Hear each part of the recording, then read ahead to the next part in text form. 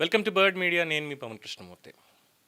విశాఖపట్నంలో ఏర్పాటు చేస్తున్నటువంటి గ్లోబల్ డేటా సెంటర్లపై పర్యావరణం అలాగే నీటి వినియోగం పేరుతో జరుగుతున్నటువంటి ప్రచారం మీద మంత్రి నారా లోకేష్ శాసనసభ వేదికగా స్పష్టత ఇచ్చారు. అయితే ఇక్కడ ఆసక్తికరమైనటువంటి విషయం ఏంటంటే, నాకు తెలిసి డేటా సెంటర్లకు సంబంధించినటువంటి అంశంలో వైజాగ్ డేటా సెంటర్లు వస్తున్నాయి అన్నటువంటి దాని మీద if I'm not wrong please, if I'm wrong correct me please, దాదాపుగా 1-2 సార్లు ఆర్టిఫిషియల్ ఇంటెలిజెన్స్ డేటా హబ్ కంప్లీట్గా గూగుల్, మైక్రోసాఫ్ట్, అదానీ, తర్వాత సిఫీ, ఎయిర్టెల్ ఇలా ఎన్నో వస్తున్నాయి. అక్కడ దానికి సంబంధించినటువంటి ఒక ఎకో సిస్టమ్ బిల్డ్ అవుతోంది అని చెప్పి ఇప్పటికి ఒక కనీసం 4-5 నుంచి 6 ఆర్టికల్స్ దాకా నేను పబ్లిష్ చేయడం జరిగిందండి. ప్రతి దాంట్లోనూ కూడా అంతకుముందు నాకు తెలియదు, నేను అసలు అప్పటికి రీసెర్చ్ కూడా చేయలేదు. నాకు లోక జ్ఞానంతో కేవలం పక్కన అపార జలనిధిని పెట్టుకొని, బంగాళాఖాతాన్ని పెట్టుకొని నీటి గురించి మనం ఎందుకు అనవసరంగా ఇబ్బంది పడ్డం, ఇన్ ద సెన్స్ ఎందుకు భయపడ్డం, డేటా సెంటర్ అంత హీట్ ఉంటుంది, లోపల కన్జ్యూమ్ చేస్తాయి, దానికి కూలింగ్ కావాలంటే ఇది అంటే తెలియకుండానే, అంటే జనరల్ నాలెడ్జ్ తోటి సముద్రపు నీటిని వాడుకొని చేస్తారేమో అనేటువంటిది అప్పట్లో చెప్పాను.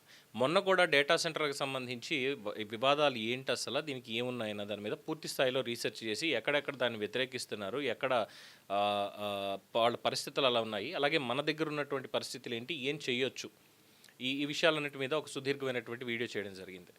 సో ఏదైతే మనం ఈ డేటా సెంటర్ల మీద బర్డ్ మీడియా గతంలో నిర్వహించినటువంటి ఈ ఫ్యాక్ట్ బేస్డ్ క్రిటికల్ అనాలిసిస్లో లేవనెత్తినటువంటి అంశాలని, చెప్పినటువంటి అంశాలని, నిపుణుల అభిప్రాయాలు, గణాంకాలతో సైతం మంత్రి నారా లోకేష్ ఆంధ్రప్రదేశ్ అసెంబ్లీలో, శాసన మండలిలో కూడా ఆయన ప్రస్తావించారు. డేటా సెంటర్లు కనుక వస్తే విశాఖపట్నంలో నీటి కొరత ఏర్పడుతుంది, మంచినీరు ఇదవుతుంది, అలాగే గ్రౌండ్ లెవెల్ వాటర్ కంటామినేట్ అవుతుంది అనేటువంటి ప్రశ్నల మీద, ఆ ప్రచారాల మీద మనం అప్పుడే ప్రశ్నలు లేవనెత్తాం. దాంట్లో ఉన్నటువంటి అంశాలు ఏంటి, ఎలాగా ప్రభుత్వం దీనికి సంబంధించినటువంటి వివరాలు తెలియజేయాలి, ఏ డాక్యుమెంటేషన్స్ వాళ్ళ ఒప్పందాలను బయట పెట్టాలనేది కూడా చెప్పాం.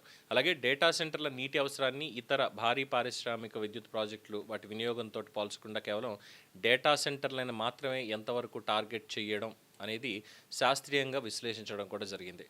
ఇప్పుడు ఇదే అంశాన్ని గణాంకాలతో సైతం లోకేష్ శాసనసభలో వివరించారు. రాష్ట్రంలో ప్రతిపాదించినటువంటి డేటా సెంటర్ ఎకోసిస్టమ్ పూర్తి స్థాయిలో 6.5 గిగావాట్ సామర్థ్యానికి చేరుకున్నా కూడా ప్రస్తుత సాంకేతిక పరిజ్ఞానం అనేది ఏడాదికి దాదాపు 3 టీఎంసీల నీరు మాత్రమే అవసరం అవుతుంది. మరోవైపు ఏటా గోదావరి నుంచి 3000 టీఎంసీల నీరు సముద్ర మార్గంలో కలుస్తుంది. దాంతో పోలిస్తే 3 టీఎంసీలు కేవలం 0.1% మాత్రమే అంటూ కూడా ఆయన అక్కడ వివరించడం జరిగింది. అంటే ఇక్కడ సమస్యని కేవలం డేటా సెంటర్లో నీటిని వాడేస్తాయి అనేటువంటి ఒక్క వర్డ్తో చూడకుండా అసలు ఎంత నీరు, ఎక్కడి నుంచి, ఎవరి నీరు, ప్రత్యామ్నాయం దానికి ఏంటి, ఈ ప్రశ్నలతో చూడాల్సినటువంటి అవసరం స్పష్టమవుతోంది. విశాఖ ప్రజల తాగునీటికి ఎటువంటి ఇబ్బంది రాకుండా డేటా సెంటర్లకు అవసరమైనటువంటి నీటిని పోలవరం ప్రాజెక్టులోని పారిశ్రామిక కేటాయింపుల నుంచి ప్రత్యేక పైప్ లైన్ ద్వారా సరఫరా చేస్తామంటే ప్రభుత్వం చెప్తోంది. అంటే ప్రజల తాగునీటి వాటాన్ని డేటా సెంటర్ల కోసం మళ్లించే ఆలోచన లేదు అన్నది మంత్రి గారు ఇచ్చినట్టు స్పష్టత. ఇక నీటి వినియోగం మీద ఇంకో ఆసక్తికరమైనటువంటి పోలికను కూడా లోకేష్ ప్రస్తావించారు. 1 గిగావాట్ సామర్థ్యం కలిగినటువంటి థర్మల్ పవర్ ప్లాంట్తో పోలిస్తే అదే సామర్థ్యం కలిగిన డేటా సెంటర్ దాదాపు 10 రెట్లు తక్కువ నీటిని వినియోగిస్తుంది. ఇది ఇంకొక ఫ్యాక్ట్. సో ఇదే విషయాన్ని మనం బర్డ్ మీడియా ఆర్టికల్స్లో గతంలో కూడా మనం చెప్పాం, క్వశ్చన్ చేసాం కూడా. సో డేటా సెంటర్ల నీటి వినియోగం మీద ఆందోళన వ్యక్తం చేయడం తప్పు కాదు, కానీ అదే ప్రమాణాన్ని ఇతర భారీ పరిశ్రమలు, విద్యుత్ ప్రాజెక్టులకి కూడా వర్తింపచేస్తున్నామా అన్నదే మనం అడిగినటువంటి ప్రశ్న. ఇక్కడ ఇంకొక ముఖ్యమైనటువంటి అంశం, టెక్నాలజీ అనేది స్థిరంగా ఉండదు. సో ప్రస్తుతం ఉన్నటువంటి కూలింగ్ టెక్నాలజీ భవిష్యత్తులో మరింత సమర్థవంతంగా మారుతుంది. ఎయిర్ కూలింగ్, లిక్విడ్ కూలింగ్ ఇలాంటి సరికొత్త టెక్నాలజీతోటి నీటి వినియోగం మరింతగా తగ్గేటువంటి అవకాశం కూడా ఉంది అనేది లోకేష్ ఇప్పుడు స్పష్టం చేశారు. అంటే మనం గతంలో చెప్పినటువంటి ఈ ప్రాజెక్టుని వ్యతిరేకించడమో, గుడ్డిగా సమర్థించడమో కాదు, అందుబాటులో ఉన్న డేటా, టెక్నాలజీ, నీటి వనరులు, భవిష్యత్ అవసరాలు వీటన్నిటినీ కలిపి చూడాలి అన్నటువంటి bird media critical analysis point, దాన్ని లోకేష్ కూడా ఇక్కడ చెప్తున్నారు. ఎందుకంటే ఇక్కడ ఇంకొక ఆసక్తికరమైనటువంటి విషయం చెప్పారు. ఎగ్జాంపుల్గా 1995లో కంప్యూటర్లు వస్తే ఉద్యోగాలు పోతాయి, కంప్యూటర్లను కూడబెడతాయా అని వ్యతిరేకించినటువంటి వాళ్ళ ఉదాహరణను కూడా గుర్తు చేశారు. కానీ ఇక్కడ కూడా అదే పాఠం వర్తిస్తుంది. కొత్త టెక్నాలజీ వైపు పరుగుపెడుతున్నాం, అప్పుడు దానికి సంబంధించిన ప్రశ్నలు అడగాలి, కానీ భయాలు, అపోహలు వాస్తవాలుగా మార్చడానికి ఎవరికి హక్కు లేదు. ఇక విశాఖని గ్లోబల్ ఐటీ ఏఐ హబ్గా మార్చే ప్రయత్నంలో పర్యావరణం అలాగే నీటి భద్రత కూడా దానికంటే ఎక్కువ ముఖ్యం. అందుకే డేటా సెంటర్ల మీద ప్రభుత్వం కూడా పారదర్శకంగా గణాంకాలు, ఈ నీటి లెక్కలు, పర్యావరణ ప్రమాణాలు వీటన్నిటిని కూడా ప్రజల ముందు ఉంచాలి అని అప్పుడు చెప్పాం. ఇప్పుడు కూడా మళ్ళీ అదే మాట ఇక్కడ చెప్తున్నాం.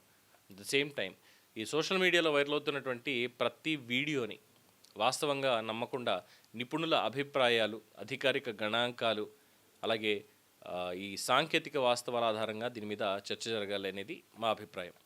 బర్డ్ మీడియా అప్పుడే ప్రశ్నించింది. ఇప్పుడు నిపుణుల అభిప్రాయాల తర్వాత అదే ప్రశ్నలకి లోకేష్ గణాంకాలతో సమాధానం చెప్పారు. ఇది డేటా సెంటర్లకి గుడ్డి మద్దతు కాదు, ఫ్యాక్ట్స్తో చర్చించాలి అన్నదే అసలు విషయం. అవి ప్రజలకి చేర్చాలి అన్నదే అసలు లక్ష్యం. సో డేటా సెంటర్లకు సంబంధించి నీళ్ళు ఏదో బాగా వాడేస్తారు, మొత్తం విశాఖ ప్రజలందరికీ తాగడానికి కూడా నీరు ఉండదు, గ్రౌండ్ లెవెల్ మొత్తం కంటామినేట్ అయిపోతుంది, భూగర్భ జలాలు అనేవి ఉండవు, ఇలాంటివి ఎన్నో భయాలు ఎన్నో చేసుకుంటూ వచ్చారు. అయినప్పటికీ కూడా చాలా క్లియర్గా ఇందులో ఎటువంటి ఇబ్బంది లేదు, ప్రజలకి తాగునీరు అందించి తీరతాము, అందులో ఎటువంటి అభ్యంతరం లేదు. డేటా సెంటర్కి ఇవ్వాల్సినటువంటి నీళ్ళు పోలవరం నుంచి స్పెషల్ పైప్లో వేస్తాం, సంతోషం. లేదు సముద్రపు నీటిని కొత్త టెక్నాలజీతోటి రీసైకిల్ చేసి సాల్ట్ ఎలిమెంట్స్ అన్ని తొలగించి ఫ్రెష్ వాటర్ని అక్కడ కూడా యూజ్ చేయొచ్చు అన్నటువంటి ఒక కాన్సెప్ట్ అనమాట. చూద్దాం మరి ప్రభుత్వం దీని మీద ఇంకా ముందుకి ఎలా వెళ్తుంది, ఏ విధంగా అమలు చేస్తుంది అనేది. దీని మీద మీ అభిప్రాయం తెలియచేయండి. చూస్తూనే ఉండండి ది బర్డ్ మీడియా.